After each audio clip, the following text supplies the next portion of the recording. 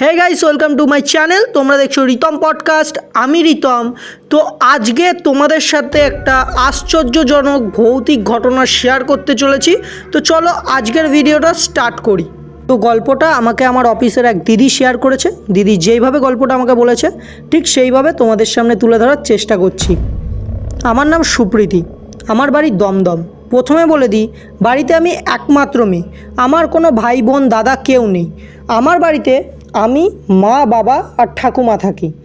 তো 2020 সালে আমার বাবা এক্সপায়ার করে যায়। সেই সময়টা আমাদের কাছে প্রচণ্ড কঠিন ছিল। তো ফ্যামিলির হাল ধরার জন্য আমি একটা অফিস জয়েন করি। অফিসে একটা ছেলের সাথে আমার পরিচয় হয়। এটা 2021-এর ঘটনা। ছেলেটাকে আমার খুব ভালো লাগে এবং ছেলেটারও আমাকে পছন্দ হয়। তো সেহেতু আমাদের মধ্যে একটা রিলেশন তৈরি হয়। 2022 সালে আমরা ডিসিশন নিয়ে আমরা বিয়ে করব। তো ছেলেটাও বাড়িতে জানায়, আমিও বাড়িতে জানাই। কিন্তু প্রবলেম একটাই, ছেলেটা মানে আমার হাজব্যান্ড, যার নাম ছিল আদিল খান, সে মুসলমান। তো আমিও আমার বাড়িতে জানাই, কিন্তু আমার মা আর ঠাকুমা খুব আগের জিনিসগুলো মানে, যে কাস্ট প্রবলেম, মুসলিম ছেলে বিয়ে করা যাবে না, তারপরে ভালোবেসে বিয়ে করা যাবে না। তো একটা তরফে অশান্তি শুরু হয়। কিন্তু আমি ডিসিশন নিই 2022-এর লাস্টের দিকে আমরা পালিয়ে বিয়ে করব। আর সেটাই করি। পালিয়ে বিয়ে করার পরে আমরা ভাবি হয়তো মেনে নেবে বাড়ি থেকে, কিন্তু ঘটনাটা পুরো উল্টো। আমাদেরকে তো মানলই না, উল্টে আমাকে জানা তাই বললো। তো আমারও একটা জেদ ধরে নিয়ে আমিও বলি যে ঠিক আছে, আমি আমার শ্বশুর বাড়িতেই থাকবো, তোমাদের সাথে জীবনে দেখা করব না বলে আমি আমার শ্বশুর বাড়িতে যাই। ওরা আমাকে মেনে নেয়। মেনে নেওয়ার পরে আমি অনেক চেষ্টা করি আমার মা ঠাকুমার সাথে কানেক্ট করার, কিন্তু ওরা কোনো রকম কানেকশান রাখতে চায় না আমার হাজব্যান্ডের সাথে। সো আমার হাজব্যান্ড ব্যাঙ্গালোরে একটা প্রজেক্ট পায়। তো আমরা অফিসের কাজে বাইরে যাই। 2023-এর লাস্টের দিকে আমার কাছে একটা কল ঢোকে। কলটা আমার মা করে কাঁদো কাঁদো গলায় বলে, বাড়ি চলে আয় না মা, ঘরটা না খুব ফাঁকা ফাঁকা লাগছে।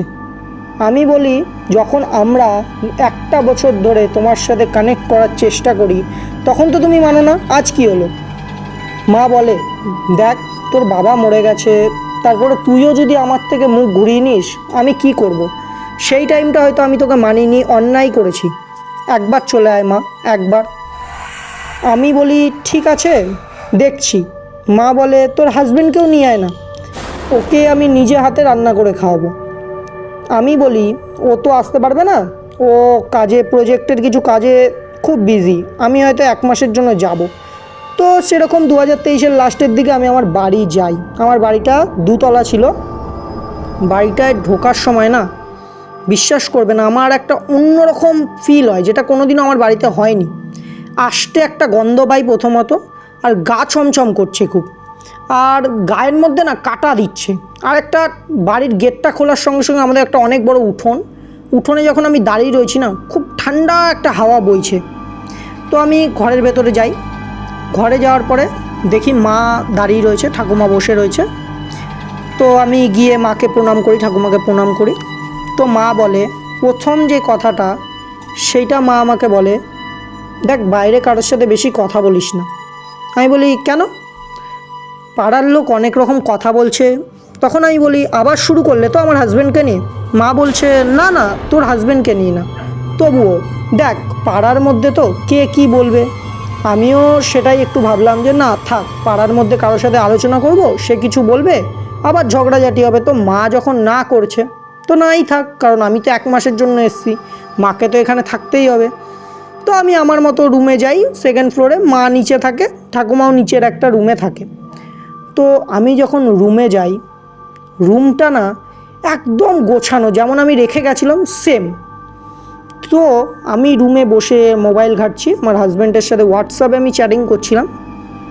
বিশ্বাস করবে না, আমার মনে হচ্ছে কেউ আমাকে জানলার বাইরে থেকে দেখছে। 2 তলার উপরে যে জানলা, ওর বাইরে থেকে অনেকক্ষণ ধরে আমাকে দেখছে, আমার মনে হচ্ছে এটা। তো আমি বাইরে, জানলার বাইরে তাকাই, কাউকে দেখতে পাই না। আবার খাটে এসে বসে মোবাইল নিয়ে চ্যাটিং করছি। আমার বারবার মনে হচ্ছে ওই জানলাটা দিয়ে কেউ চোখ বাড়িয়ে আমাকে দেখে যাচ্ছে। আমি উঠে জানলাটা বন্ধ করে দিই। বন্ধ করার পরে আমার মনে হচ্ছে বারবার কেউ আমার সামনে দিয়ে হাঁটা চলা করছে। তো আমার খুব ইরিটেটেড লাগছিল, তো আমি নিচে যাই মায়ের কাছে। মায়ের রুমটায় বিশ্বাস করবে না, যেন কেউ মরে পড়ে থাকলে এমন একটা গন্ধ, পুরো পচা গন্ধ ছাড়ছে। আমি মাকে জিজ্ঞেস করি এই গন্ধটা কোথা থেকে। মা মুখ ঘুরিয়ে বলে ইঁদুর টিঁদুর মরেছে হয়তো কোথাও। আমি বলি তুমি থাকছো কী করে এই ঘরে? তারপরে আমি ঠাম্মার ঘরে যাই, ঠিক ঠাম্মার ঘরেও সেম গন্ধ। আমি বলি তোমরা কি ঘরটর পরিষ্কার করো না নাকি? আমার ঠাম্মা হেসে বলে আর ঘর পরিষ্কার করে কি হবে, কে থাকে এই ঘরে? আমি বলি কেন, তোমরা তো থাকো। ঠাকুমা হেসে উত্তর দেয় আমরা আর কোথায়। আমি বলি মানে? ঠাকুমা বলে কিছু না, তুই একটা কাজ কর, যা গিয়ে রেস্ট নে। আমি বললাম ঠিক আছে, আমি কাল পরিষ্কার করে দেবো ওখানে। ঠাকুমা বললো ঠিক আছে যা। আমি রুমে যাই, রাতে খাবার টেবিলে বসি। বিশ্বাস করবে না, আমার মা ঠাকুমা খুব সুন্দর রান্না করে, কিন্তু ভাতে ডালে সব কিছুতে, এমনকি একটা মাছে নুন ভর্তি, আর মাছটাতে তো আষ্টে গন্ধ, যেন কাঁচা মাছ ভেজে দিয়ে দিয়েছে, আধ ভাজা এরম ব্যাপার। তো আমি কোনো রকমভাবে খেয়ে রুমে শুতে যাই। আমি বুঝতে পারছিলাম না কি হচ্ছে এটা। আমি শুয়ে আছি, ঠিক 12:30 একটা বাজে। আমি মোবাইল রিল দেখছিলাম, রিল দেখে এবার ঘুম ঘুম আসে, তো আমি মোবাইলটা চার্জে বসিয়ে ঘুমাচ্ছি। আমার মনে হচ্ছে একজন না, দুজন না, তিনটে কেউ আমার চারপাশে ঘুরছে এবং হামাগুড়ি দিয়ে ঘুরছে, আর একজন আমার দিকে তাকিয়ে রয়েছে ঝুঁকে। আমার সারাটা শরীর ভারী হয়ে গেছে। আমার মনে হচ্ছে আমি হয়তো তাকালেই শেষ। আমি কি করব আমার বুঝতে পারছি না, কিন্তু আমার ফিল করছি, আমার ঘুম তখন ভেঙে গেছে। আমি ফিল করছি কেউ হামাগুড়ি দিয়ে চার পায়ে, মানে দু হাত আর দুটো পা দিয়ে হামাগুড়ি দিয়ে কেউ গোল গোল বসে বসে ঘুরছে, আর একজন আমার দিকে পুরো বাজেভাবে তাকিয়ে রয়েছে। আর জিভ বার করা, কি করে বলছি, একটা জলের মতো কিছু লালা আমার মুখের মধ্যে টপ টপ করে পড়ছে। একটা টাইম পরে আমি চিৎকার করে লাফ দিয়ে উঠি। সেই টাইমে আমি দেখি জানলা দিয়ে একটা হাওয়ার মতো কিছু বেরিয়ে গেল। আমার সারাটা রাত ঘুম হয়নি, মনে হচ্ছে কেউ হাঁটাহাঁটি করছে রুমের বাইরে দিয়ে, কেউ আমাকে জানলার বাইরে দেখছে। জানলা বন্ধ করে দিয়েছিলাম একবার, সকালবেলা উঠে আমি দেখছি জানলা খোলা। আমি হয়তো ভাবলাম মা খুলেছে। আমি নিচে যাই, নিচে গিয়ে রুম পরিষ্কার করছি। রুম পরিষ্কার করতে করতে আমাদের ঠাকুমার রুমটা আমি পরিষ্কার করছিলাম, করতে করতে না ঠাকুমার রুমে একটা জানলা ছিল, জানলাটা খোলা ছিল। পাশের বাড়ির এক বৌদি, যার সাথে ছোটোবেলায় আমার খুব মজার সম্পর্ক ছিল, আমি বৌদিকে ডাকি, বৌদি ও বৌদি। বৌদি অবাক চোখে আমাকে দেখে, বলে মনা তুই এখানে? আমি বলি কেন, কি হয়েছে? হঠাৎ করে পেছন থেকে ঠাকুমার একটা বাজে গলা আসে, এই কী করছিস তুই? আমি না একটু চমকে হড়বড়িয়ে যাই। আমি বলি বৌদি আমি না পরে কথা বলছি। বৌদি আমার দিকে অবাক চোখে তখনও তাকিয়ে আছে। আমি দরজাটা বন্ধ করি, জানলাটা করে ঠাকুমাকে বলি এরকম চিৎকার করছো কেন? মা তেড়ে আসে পারলে, তোকে বলেছি না পাড়ার লোকের সাথে বেশি কথা বলবি না। আমি বললাম বাবা এরম করার কি আছে, ঠিক আছে বলবো না কারোর সাথে কথা, কি আর করব। তো আমি আমার মতো কাজবাজ করছি। আমি না সারা ঘরে দেখতে পাচ্ছি, মায়ের রুমও আমি যখন পরিষ্কার করেছি এটা আমি খেয়াল করেছি, ঠাকুমার রুমেও সেম।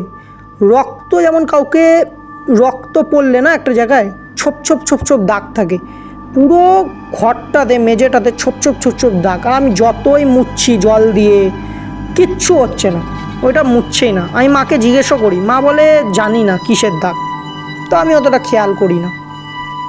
তো আবার রাতের বেলা সেম নুনে পোড়া রান্না, আর মাছ, আজকেও মাছ, আর মাছ আষ্টে গন্ধ। আমি তখন মাকে বলেই ফেলি এগুলো রান্না, তোমার কি হয়েছে বলো তো? মা হেসে বলে খেতে পাচ্ছিস এটাই বড়। আমি কিছু না বলে ওপর রুমে চলে যাই এবং ওপর রুমে গিয়ে মোবাইল ঘাঁটছি। ঠিক 11:30-12টা বাজে, মা ঘুমাতে চলে গেছে। চারিদিকে অন্ধকার। গেটে একটা আওয়াজ আসে, মানে গেট কেউ প্রচণ্ড জোরে হাত দিয়ে বাড়ি মারছে আর বলছে মা, মারে কতদিন তোকে দেখি না মা, আয় বাইরে আয় একটু। বৃষ্টি পড়ছিল সেই টাইমে বাইরে, আমার মনে আছে। বৃষ্টির আওয়াজ, আর বাইরে থেকে এই আওয়াজটা বারবার কানে আসছে, মা, মারে, কতদিন দেখি না তোকে, আয় বাইরে আয়। আমি পুরো বুঝতে পারি ওটা আর কারো আওয়াজ না, আমার বাবার আওয়াজ। আমি প্রচণ্ড ভয় পেয়ে যাই। আমি চুপ করে একটা জায়গায় বসে রয়েছি, একদম খাটের কোণায়। আমার যে জানলাটা আমি বন্ধ করে রাখি, ছিটকিনি দেওয়া ছিল, বিশ্বাস করবেন ওটা হাট হয়ে খুলে যায়, আর একটা হাওয়া পুরো মানে ঘর জুড়ে একটা হাওয়া ঢুকে যায়। আমি প্রচণ্ড ভয় পেয়ে যাই, আমি কাউকে ডাকতে পারছি না, আমি কাঁপছি বসে বসে। আমি আমার হাজব্যান্ডকে ফোন করতে যাই, নেটওয়ার্ক চলে যায় সেই টাইমে, আর আমার মনে হয় ঘরটা পুরো আমাকে চাইছে, মানে আমার গলা টিপে মেরে ফেলবে। আর সেম মনে হচ্ছে তিনটে মানুষ, মানে তিনজনের উপস্থিতি আমি বুঝতে পারছি, একজন আমার বাঁদিকে, একজন ডান দিকে, আর একজন সামনে। আর সেম আওয়াজটা বাইরের গেট থেকে এসে যাচ্ছে, মা, মারে, কতদিন দেখি না মা, গেটটা খোল না, তোকে দেখেই চলে যাব। আমি 10 মিনিটেরও সহ্য করি চুপচাপ, আমি কাঁপছি, আমার চোখ দিয়ে জল জল করে জল পড়ছে। আমি চিৎকার করে উঠি, বাবা, বাবা তুমি চলে যাও, আমাকে ভয় দেখিও না বাবা, চলে যাও, চলে যাও। পুরো স্তব্ধ, সব নীরব, গেট জানলাটা নিজের মতো বন্ধ, আওয়াজ নেই, আর আমার সেই উপস্থিতিটা বন্ধ। আমি শুয়ে পড়ি আবার, ঠিক রাত 3টে বাজে। আবার সেরকম ফিল হচ্ছে আমার উপরে কেউ হা করে তাকিয়ে আছে। আবার সেই আওয়াজটা, যেন ঘরে আমি একা নেই, আরও 3-4 জন রয়েছে। আমি খুব ভয় পেয়ে যাই। পরের দিন সকালবেলা উঠে আমি দেখি আমার বাড়ির সামনে নাই নাই করে 8 থেকে 10 জন লোক দাঁড়িয়ে একদম ঘিরে রয়েছে, এবং আমাকে বলছে, পাগল নাকি, পাগল। এবং তার সাথে না ওই পাড়ার লোকগুলোর সাথে ওই বৌদিটাও ছিল। আমি নিচে নামি, আমি বলি, কী হয়েছে, এরম করছেন কেন আপনারা? বলছে, তুমি কি মাথা খারাপ হয়ে গেছে? আমি বলছি, কেন? ওই বৌদিকে আমি জিজ্ঞেস করি, বৌদি কী হয়েছে বলো তো? বলছে, তুই এই ঘরে কী করছিস একা একা? আমি বলছি, মানে বুঝলাম না।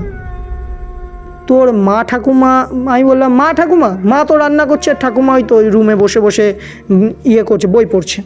আমি বললাম, বৌদিটা বললো আমায়, তুই ঠিক আছিস তো? আমি বললাম, কেন? বলছে, তুই চলে যাওয়ার 2 মাস পরে তোর ঠাকুমা মারা যায়। তোর মা আমায় বলেছিল তুই কানেক্ট করার চেষ্টা করিস, কিন্তু তুই যেহেতু ঠাকুমা মৃত্যুতে আসিসনি, তোর মা তোর সাথে কানেকশন রাখে না। তারপরে তোর মা ওই রান্নাঘরটায় আত্মহত্যা করে, নিজের পেটে নিজে ছুরি ঢোকায়, এবং করতে করতে ঠাকুমার রুমে যায় এবং জানলা খুলে আমাকে ডাকে। আমি আস্তে আস্তে ততক্ষণ সব শেষ, আমার গা ঠান্ডা হয়ে যায়। আমি পেছন ঘুরে দেখি সব দরজা বন্ধ, মানে সব খোলা ছিল, মা রান্না করছিল, ঠাকুমার দরজা খোলা ছিল। আমি দৌড়ে যাই, রুমে গিয়ে দেখি কেউ নেই, রান্নাঘরে গিয়ে দেখি কেউ নেই, পুরো ঘর ফাঁকা। আর আমি পরিষ্কার করেছিলাম, কিন্তু তাও ওই পচা গন্ধ। বলছে, তোর নাম্বারটা আমার কাছে ছিল না, আর তুই কালকে আমায় ডাকার পরে এমন ব্যবহার করলি, আমি খুব ভয় পেয়ে যাই। তো 2-3 জন পাড়ার লোককে বলেছিলাম, সবাই একসাথে আস্তে আস্তে রাত হয়ে যায় কালকে। তুই ঘুমিয়ে পড়েছিস, পুরো বাড়ি অন্ধকার ছিল। আমি হয়তো ভাবলাম তুই চলে গেছিস, আজকে সকালে তোকে দেখে তাই সবাই মিলে এক হয়ে বললাম। আমার সেই টাইমে হাত পা কাঁপছে। আমি বলছি, তাহলে আমি যাদের সাথে এত গল্প করলাম সারাদিন, ঠাকুমার কোলে মাথা দিয়ে শুলাম, তাদের রান্না খেলাম, তারা কে? আমি বাড়ি যাই, আমার হাজব্যান্ড আসে, পরেই ও প্রজেক্ট ছেড়ে চলে আসে, আমায় বাড়ি নিয়ে যায়।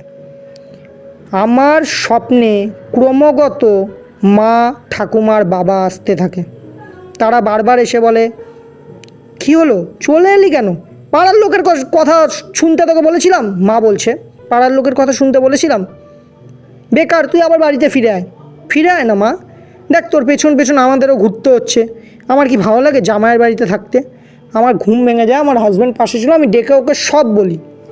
ও আমাকে একটা মসজিদে নিয়ে যায়, ওখান থেকে আমাকে একটা তাবিজ দেয়, আর বলে ওদের পিণ্ডদান করে আসতে। তো আমরা গয়া যাই, পিণ্ডদান করি। তারপরে 6-7 মাস পরে আমি ঠিক হই, কারণ ক্রমাগত আমার স্বপ্নে কেউ না কেউ আসতো, বলতো বাড়িতে আয়, কিন্তু আমার কোনো ক্ষতি করতো না। তাবিজের জন্য না কিসের জন্য আমি জানি না, কিন্তু আমার কোনো ক্ষতি ওরা করতো না, জাস্ট এসে এসে স্বপ্নে বলতো। আমি নানান রকম বাড়ির লোককে নিয়ে স্বপ্ন দেখতাম। জাস্ট এইটুকুই আমার লাইফের আশ্চর্যজনক একটা ঘটনা। আমি 2টো দিন হয়তো মৃত মানুষদের সাথে কাটিয়েছি, মৃত মানুষদের রান্না খেয়েছি। তো এই ছিল গল্প। অসাধারণ লেগেছে আমার গল্পটা, এটা আশ্চর্যজনক। তোমরাও যদি এমন লাইফে কিছু ঘটে থাকে, আমার ডিসক্রিপশনে ইমেল আছে, প্লিজ পাঠাও। আর এই গল্পটা আমার খুব আশ্চর্যজনক লেগেছে, তাই আমি বলে শোনালাম তোমাদের সাথে। তোমরাও কি মৃত্যু মানুষদের সাথে থাকতে চাও না থাকতে চাও না, সেটাও জানিও কমেন্টে। আজকের জন্য এইটুকু, টাটা।